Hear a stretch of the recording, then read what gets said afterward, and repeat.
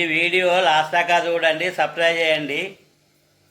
దొండకాయ ఫ్రై ఎలా చేస్తారో ఈ వీడియో చూపెడతా. దీనికి కావాల్సిన దొండకాయలు అడ్డం కోసుకోవాలి, ఉల్లిగడ్డలు, కొత్తిమీర, పుదీనా, పచ్చిమిరపకాయలు, కల్జామాకు, పల్లీలు. స్టవ్ అంటు పెట్టినాం. స్టవ్ పైన మట్టి కంతులు పెట్టినాం. అందులో అరపావడు నువ్వుల నూనె, పల్లీలను ముందుగా ఇందులో గోలించుకోవాలి. పల్లీలు గోలినవి తీసి ఒక వేరే ప్లేట్లు వేసుకోవాలి. ఈ దొండకాయను ఇందులో కొంచెం గోలించుకోవాలి నూనెలో. ఈ నూనెలో ఈ దొండకాయను దూరగా గోలియాలి. మళ్ళీ స్టవ్ అంటు పెట్టాము. దానిపైన ఒక మట్టి కంతులు పెట్టాము. అందులో ఒక 2 చెంచాల నూనె పోసుకున్నాం. 1 చెంచాడు పోపిత్తులు, 1/2 చెంచా జీలకర్ర,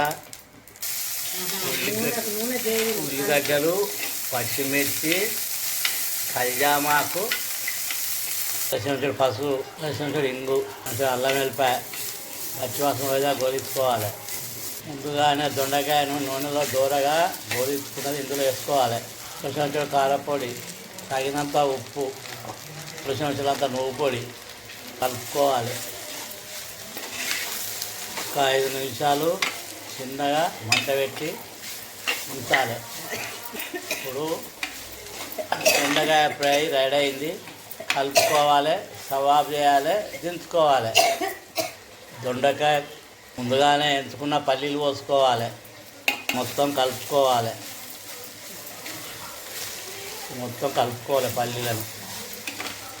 దొండకాయ ఫ్రై రెడీ అయింది. గుమగుమలాడుతుంది.